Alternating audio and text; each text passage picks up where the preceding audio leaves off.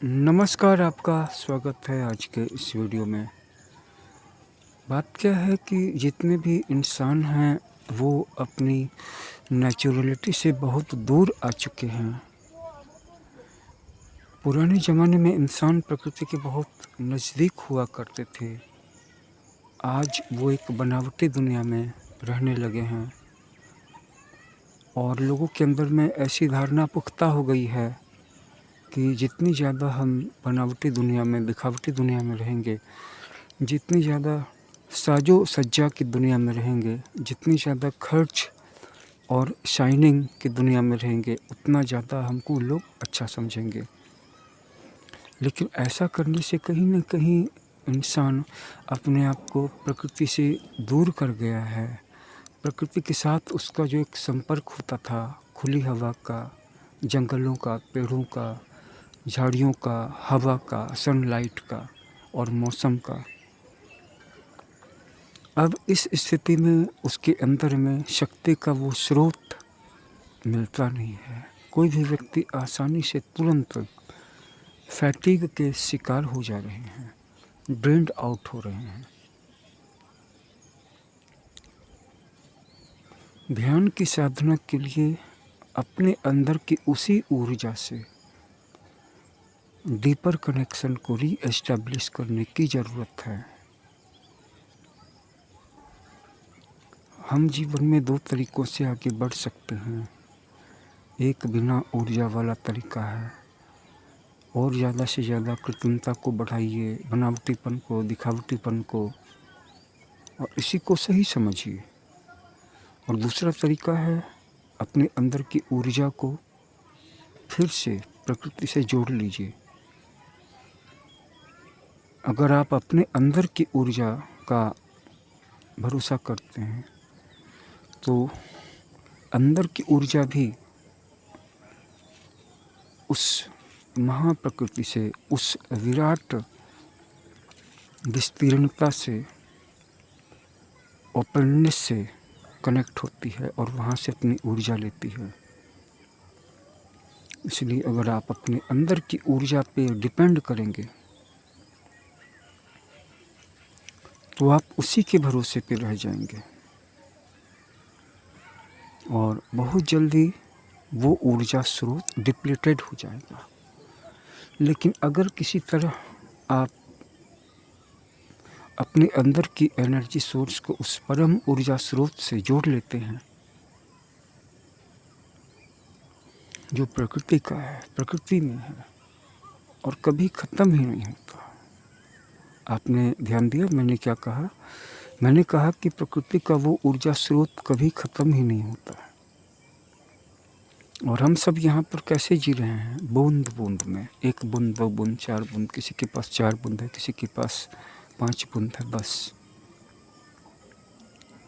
लेकिन हकीकत की बात तो ये है कि हमारे पास उस ऊर्जा की अनंत संभावना को अपने अंदर से जोड़ने का अवसर है और अपने अंदर में उस महत ऊर्जा की अभिव्यक्ति की संभावना है, क्योंकि ये भी मैकेनिज़्म हमें दिया गया है, क्योंकि हमारे अंदर में 7 चक्र हैं।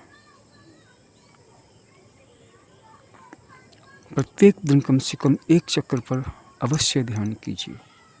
हमारे इस चैनल पे आपको ऐसी ध्यान की विधियाँ बताई जाती हैं जिनको कि आप रोज़ कर सकें और जिनको करने में कोई भी रुकावट नहीं है।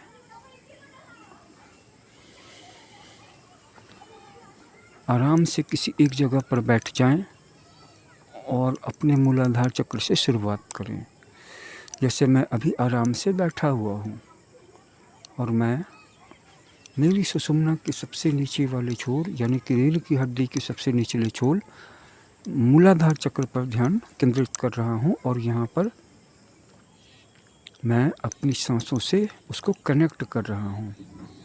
सांसें आएंगी, जाएंगी और मेरी मूलाधार चक्र में क्लेंजिंग होगी, सफाई होगी, और जब बाहरी एलिमेंट से सब कुछ डिटॉक्स हो जाएगा और वो अपने पूरे प्योर फॉर्म में, प्योर एग्जिस्टेंस में प्रकट हो जाएगा तो फिर मूलाधार चक्र में ऊर्जा के बढ़ाने की संभावनाएं, इन पर सांसों की शक्ति काम करने लगेगी।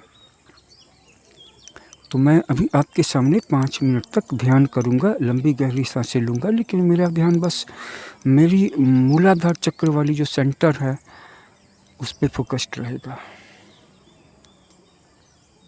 पहले मैं क्लींजिंग करूँगा और इसके बाद वहाँ पर एनर्जी का जो ऑरा है, एनर्जी का जो बल्ब है, वो एनलार्ज होगा, ग्रो करेगा। तो चलिए डीप ब्रीथिंग स्टार्ट करते हैं। 5 मिनट की ध्यान मूलाधार चक्र पे स्टार्ट।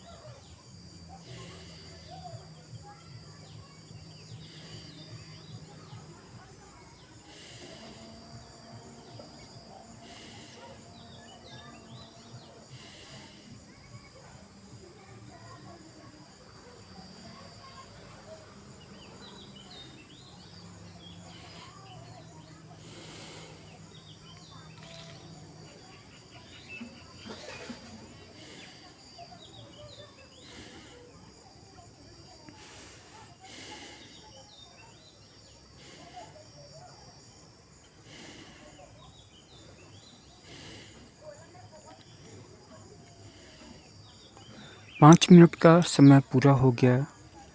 मुझे बहुत ही अधिक अच्छा लगा। न सिर्फ मेरे मूलाधार चक्र में जो रुकावट थी, फँसावट थी, ब्लॉकेज थे, ठहराव था, जमावट थी, वो दूर हो गई, बल्कि अब मुझे पूरे शरीर में ही अच्छा लग रहा है। मेरी आँखों में एक नई तरह की रोशनी आ गई है।